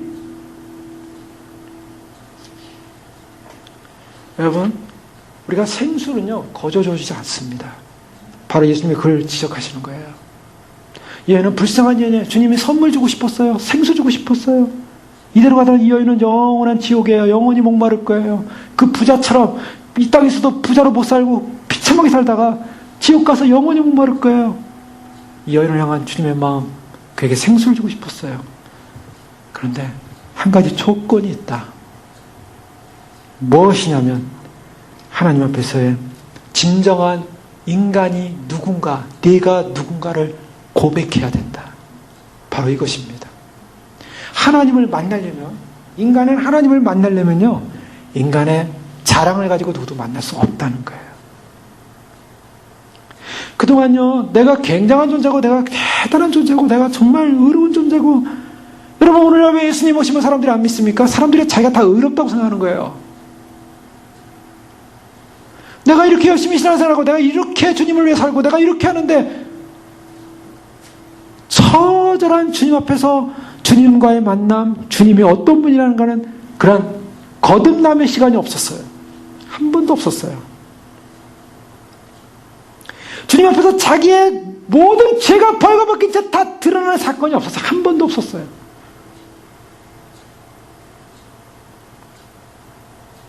그러니까 그렇게 당당한 거예요. 그러니까 그렇게 떳떳한 거예요. 그렇게 자신 있는 거예요. 그런 자신 있는 인생들 앞에 주님이 거울로 다 비춰본다면 어떡하시겠습니까? 그렇게 자신이 있냐? 거울로 비춰본다면. 주님은 무엇을 말씀하시냐면 우리 안에는 양심의 문제를 말씀하시면서 우리가 정말 아무것도 아닌 죄일 수밖에 없느라는 그런 우리의 실존을 발견하는 것, 죄에 대한 우리의 실존을 발견하는 것, 바로 그것을 지적하고 있었어요. 이 여인은요, 바로 이 사실 앞에 충격이 왔습니다. 충격이 와서 드디어 그동안 물질계에 속했던 이 여인이 눈이 열리기 시작하는 거예요, 이제. 눈이 열리기 시작하는 거예요. 드디어 영적인 눈이 열리기 시작하는 거예요. 지금 나에게 말씀하고 있는 분이 누군가에 대한 그런 영적인 눈이 열리기 시작했어요. 그래서 그 다음 말 한 말이 여자가 이르되 주여 내가 보니 선지자로소이다. 이 보통 분이 아니라는 사실을 인식했어요. 아, 자기의 죄를 알고 있어요. 자기 죄를 벌거벗은 듯 다 자기의 모든 과거를 알고 있는 그런 선지자예요. 그런데 이 여인은요, 계시로 인간의 교활함이 어디 있습니까? 이거는 두 가지를 해석할 수 있어요. 그 다음 구절은요, 인간의 교활함, 또 한 가지는 인간이 찾는 구원의 방법이에요. 두 가지를 해석할 수 있어요. 뭐냐면 갑자기 여인이 예배할 장소를 얘기해요. 이게 무슨 또 엉뚱한 얘기입니까? 여러분, 이 말씀들이 이렇게 보시면서 이해가 다 되십니까?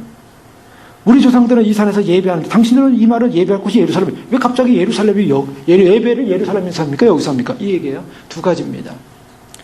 참 선지자시군요 라고 할 때, 당신이 선지자라면 가장 심오한 사마리아 사람과 예루살렘에 속한 유대인과의 첨예의 문제, 아까 역사적으로 말씀드렸죠. 예루살렘에 성전이 있고 또 여로보암이 베델과 단에다가 금송아지 만들어 놓고 여기다 예배를 드려라. 그래서 그들은 역사적으로 예배 장소가 두 곳이었어요. 예루살렘과 또 금송아지 성기는 바로 사마리아 땅. 근데 사마리아 사람들은 여기서 예배 드려야 된다.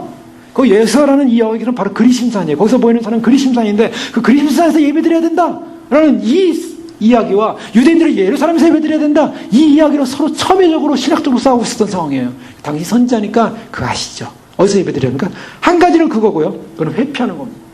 아, 이분이 선지자구나. 나의 죄까지도 알고 있구나. 근데 어디서 예배 드립니까? 당시 알고 있었던 사마리아 사람들이 알고 있었던 최첨단 신학적 문제를 딱 가지고 선지자니까 한번 말씀해 보세요. 이런 문제가 있고요. 자기의 죄성을 회피하는 겁니다. 여러분, 이것이요, 인간이 가지고 있는 아주 악성이에요. 어떤 면에서는요, 인간은요, 자기가 죄가 하나님 앞에 드러나면 하나님, 난 죄인입니다. 죄인입니다. 이렇게 나와야 되는데 너무나 처절하게 살아온 인생이었던 것 같아요. 자기의 죄가 드러났음에도 불구하고 그걸 속이고 싶은 거예요. 그걸 드러내고 싶지 않은 거예요. 더 이상 말하고 싶지 않아요. 그러니까 당신 선지자니까 한번 그거나 얘기해 보세요. 이렇게 슬쩍 넘겨버렸습니다. 말 돌리는 사람들 있죠. 어떤 말 하는데 핵심 빠지고. 또 한 가지는 어디서 내가 예배드려야 내 죄가 용서함 받습니까? 이거예요. 예루살렘에 가서 내가 예루살렘에서 제사를 드려야 됩니까? 아니면 여기서 제사를 드립니까? 뭐 이곳에서 제사를 드린다고 저곳에서 했는데 선지자님, 나는 어디서 제사를 드려야 됩니까? 바로 이 부분이에요. 어떤 걸 선택은 상관이 없어요. 전자를 생각하든 후자를 생각하든 상관이 없어요. 어쨌든 간에 이 대화는 예배 문제로 넘어갔어요. 예수님이 대답하십니다. 예수께서 이르시되 여자야, 내 말을 믿으라. 이 산에서도 말고 예루살렘에서도 말고 너희가 아버지께 예배할 때가 이르리라. 너희는 알지 못하는 것을 예배하고 우리는 이것을 예배하노니 이는 구원이 유대인에게서 남이라. 자, 여기서 예수님께서 의도가 어디로 갑니까? 예배하는 거 장소의 시대 끝났다. 여기서 또 신학적인 문제가 나와요. 이미 성전의 시대 끝났다. 사흘 만에 내가 다시 씻겠다. 그 예수님의 육체를 말하고 말씀하시죠. 예배하는 장소 예루살렘에도 말고 그리심산에도 말고 이제는 예배할 때가 오는데 어떤 예배요? 신령과 진정으로 예배할 때가 원하니 곧 이때라. 아버지께서는 자기에게 이렇게 예배하는 자를 찾으시니라. 예배하는 자를 찾으시라는 이 말 속에 예수님은 누구를 찾고 있냐면 바로 이 예배를 질문하는 바로 너를 찾고 있다라고 대답해 주고 있는 거예요. 근데 그 예배는 이 산도 아니고 예루살렘도 아니고 예배는 어디서 드려야 되냐? 예배는 신령과 진리로 예배를 드려야 되는데 구원이 유대인에게서 남이라. 자, 예배는 어떤 사람입니까? 구원을 경험한 사람이 드리는 게 예배예요. 여러분, 구원받지 않은 사람이 예배를 드릴 수 있습니까? 예배 드리러 간다. 예배 드리러 왔어요. 내가 구원에 대한 감격 있는 사람이 예배만이 가능한 것입니다. 찬양이요? 노래하는 게 아니죠. 그것은 내가 구원의 감격이 있는 사람이 주님 앞에 구원의 감격을 외치는 게 찬양이에요. 또 내가 주님 앞에서 드리는 모든 삶, 모든 인생, 진정한 그것이 예배라는 것은 구원의 감격 속에서 오는 것 자체가 다 예배예요. 구원의 감격이 없이, 형식적으로 구원의 감격 없이, 감동이 없이, 또한 그것은 다 거짓이라는 거예요. 그것은 어디 가서 드리든 여기서 드리든 저기서든 소용없다는 거예요. 아무 데서든. 진정으로 예배는 구원의 감격을 가진 그 사람이 주 앞에 나와서 드리는 그곳, 바로 그런 시대가 온다. 근데 그 구원의 감격을 주는 사람이 누구냐? 유대인에서 난다. 그 유대인이 누구냐? 나다. 구원은 유대인에게서 난다. 구원 이퀄 나다. 그러면서 바로 아버지는 바로 그런 예배를 드릴 자를 찾고 있다. 너를 찾고 있다 지금. 하나님의 영이신 예배하는 자가 신령과 진정으로 예배할지니라. 여자가 이르되, 드디어 이 여자의 마음속에 진정으로 해결책이 무엇인가에 대한 희망을 갖습니다. 그것이 뭡니까? 25절에 여자가 이르되 메시아 곧 그리스도라는 이가 오실 줄 내가 아노니 그가 오시면 모든 것을 우리에게 고하시리라. 자, 이 여인은 드디어 도피처럼 또 본질로 들어옵니다. 본질이 뭡니까? 구주를 맞을 준비를 하고 있는 거예요, 이제. 이 여인 속에 정말 선지자였는데 이제 그러한 모든 것을 해결하고 알려줄 그런 메시아를 기다리고 있습니다. 이것은 이미 신명기 18장에 나와 같은 선지자가 올 것이라는 이 모세, 이 토라를 갖다가 믿고 있었어요. 이 여인 사마리아 사람들도요. 그리고 선지서도 믿었지만 다는 믿지 않았고, 그러나 이들 속에도 앞으로 오실 메시아가 있다는 사실을 믿고 있었어요. 그랬더니 메시아가 올 것입니다. 그러면 내가 알겠습니다. 오시면 그가 알려줄 것입니다. 예수께서 이시되 내게 말하는 내가 그라. 자, 지금 이 말씀의 핵심은 어디로 가고 있습니까? 예수님은요, 이 여인으로 하여금 이 여인에게 진정한 필요한 것이 진정한 생수, 영원히 목마르지 않은 생수, 영원한 구원에 관한 이야기를 하시면서 이 영원한 구원을 얻기 위해서 네가 참으로 비참한 인생이라는 것을 내 앞에서 인식해야만이 그 영원한 것을 너는 갈증하고 사모하게 됐다. 바로 그랬습니다. 내 남편을 불러라는 그것이 이 여인의 눈을 열기 시작했어요. 그리고 정말 신앙적인 어떤 소망과 신앙적인 기대를 하기 시작했고, 내가 참으로 내 제3의 문제를 해결받기 위해서 어떻게 해야 됩니까? 라는 질문 앞에 이 여인의 질문에 대한 대답은 바로 신령과 진정으로 구원받은 사람이 드려야 할 예배가 오는데, 너는 바로 그러한 예배를 드려야 할 사람이다. 바로 그러한 사람으로 아버지가 너를 찾고 있다. 라고 했을 때 그리스도가 오시면 알 것 같습니다. 그리스도가 오시면 우리를 구원할 것 같습니다. 그리스도가 오시면 될 것 같습니다. 라고 했을 때 바로 그 그리스도는 바로 나다.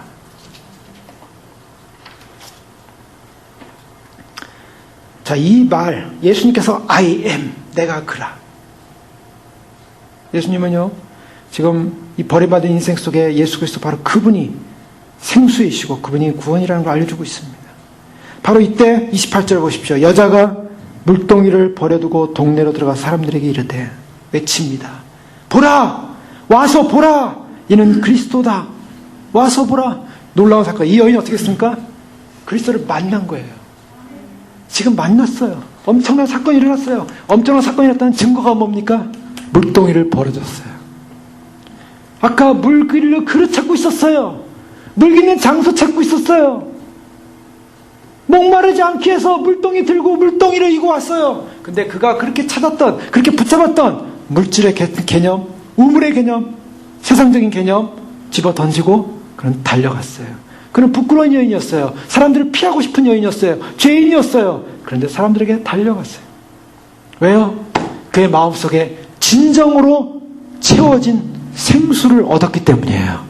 예수님을 만나는 그 순간 진정으로 생수를 얻은 거예요. 그것의 자각이 일어났고 그것을 알게 됐고, 그래서 육적인 마음에 몰두했던 그에게 세상 것으로 채우지 않는 만족함이 오니까 그것은 물동이는 눈에 보이지도 않아요. 물동이는 정말 얼마나 뛰어가는데 거추장스러워요. 그러니까 아예 그걸 집어 던지고 달려갔던 거예요. 여러분, 다시 검증해 보길 원합니다. 우리 인생 가운데 예수님을 정말 개인적으로 단독적으로 만난 경험이 있습니까?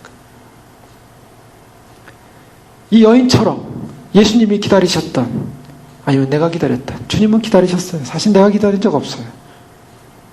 그 주님 앞에 서서 주님이 내가 너에게 영원한 생수를 주고 싶다, 이렇게 말씀하실 때 주님, 저도 그거 받고 싶습니다. 그런데 문제가 있다. 너는 이 생수의 그런 대신 주님을 만나기 위해서 네가 얼마나 형편없는 존재인가를 인식하고, 그 인식된 인생이 너의 힘으로 살아갈 수 없는 거, 너의 힘으로. 왜요? 그 인식하지 않으면요, 인간은요 좀 지나면 또 생수신 하나님을 버려요. 그리고 자기가 웅덩이 파요. 또 자기 잘났으니까, 자기 대단하니까, 자기를 의지하니까 내 힘으로 또 살아봐야지.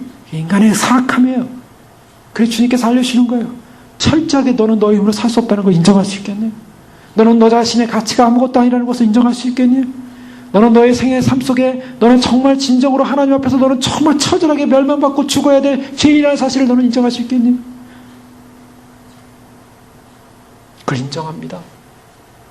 저는 아무것도 아니고 주 앞에 철저히 죄인으로 태어난, 주님의 긍휼을 받기에 감당 못할 죄인입니다.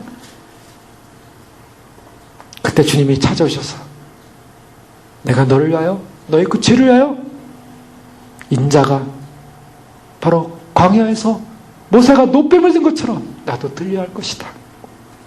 바로 그 죄 때문에 내가 십자가에서 내가 들렸노라. 바로 이 사실을 확인할 때 어떻습니까? 우리의 삶의 가치관, 우리가 그동안 부여잡고 있는 인생의 물질관, 우리가 그동안 부여잡고 있는 모든 삶의 가치성, 내가 부여잡고 있는 물동이, 내가 부여잡고 있는 이 땅것, 이것은 눈에 보이지도 않습니다. 주님 앞에서 구원받은 자의 감격, 기쁨, 바로 거기에 진정한 예배가 있다는 것입니다. 거기에 시은자가 있다는 것입니다. 여러분, 성전의 지성소 안에 언약궤는 시은자, mercy seat, 시은자가 있어요. 하나님의 자비의 자리, 용서의 자리. 근데 그 용서의 자리, 그 구원의 자리, 성전에, 예루살렘 성전에 있는 것이 아니라 이제는 신령과 진정으로 구원받은 백성의 심령 속에 주님이 찾아오시는 시은자가 있어서 거기서 진정한 예배가 일어날 것이다. 그런 놀라운 시대가 올 것이다. 그 사람이 구원 백성입니다. 그 사람이 주님을 맞이할 수 있는 백성입니다. 여러분, 우리가 정말 이 세상 어떤 가치보다 역으로 검산하는 것입니다. 어떤 가치보다 주님 만남, 감격, 기쁨, 그 영광. 그래서 주님과 단독 대면했을 때 주님으로 오는 생명의 기쁨의 생수를 맛봤다면 승리자인 줄 믿으시기 바랍니다. 내가 만약 그런 경험이 없었다면 주님 앞에 결단하십시오. 가셔야만 합니다. 정말 주님이 어떤 분인가, 내게 어떤 분인가, 거기에서 진정한 거듭남이 일어납니다. 만약 그런 경험을 하지 않았다면 주님은 정말 선택한 백성이라면 그런 경험을 해서 몰아가실 것입니다. 어떤 곳에 세우실 것입니다. 혹시나 세워졌는지도 모르겠습니다. 거기서 반드시 주님을 놓쳐서는 안 됩니다. 주님은 거기서 주님을 만나길 원하시는 거예요. 그 주님을 만날 때 거기서 구원이 역사가 일어나는 것입니다.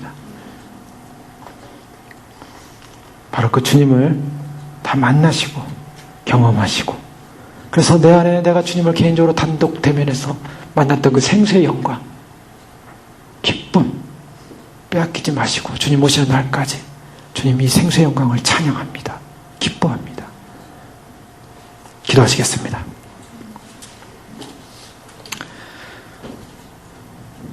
주님은 이제 오십니다. 그 오시는 주님은 이미 벌써 와서 우리와 함께하고 있고, 영원한 생수를 쉬는 바로 그 우물 곁에 우리를 기다리고 있고 우리에게 말씀하십니다. 물을 좀 주겠니? 아니요, 제가 당신으로부터, 주님으로부터 영원한 생수를 제가 받아야만 하겠습니다. 우리에게 그 생수가 필요합니다. 저에게 그 생수가 필요합니다.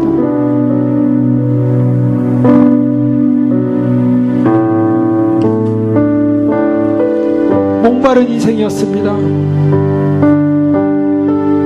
매번 깊고 물을 마셔도 영원히 해결되지 않는 목마름과 답답함과 갈증과 방황과 주님을 못 만난 두려움 속에, 주님을 못 만난 허무 속에 세상에서 방황하던 인생이었습니다.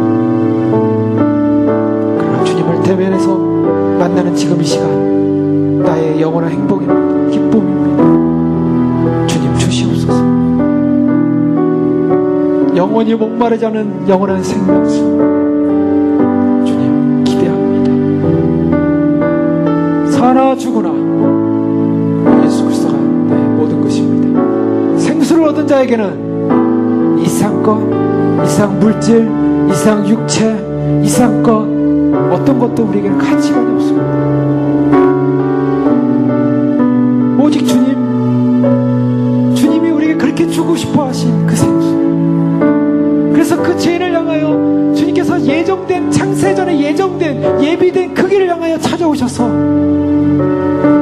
그 단독적인 일대의 만남을 통하여 우리에게 구원을 확정시키기 원하셔서 찾아오신 주님, 감사합니다. 주님을 만나게 해주셔서 감사합니다. 주님이 찾아와 주셔서 감사합니다. 주님만이 나의 구원, 나의 생명, 영원한 생수입니다. 주님 모시고 내 안에 목마르지 않은 우물물이 솟아나 영원히 목마르지 않은 기쁨과 감격 속에 주님을 맞이하게 축복하여 주시옵소서. 오시는 주님, 바로 기쁨과 감격 속에 주님을 기다립니다. 주님을 바라봅니다. 주여,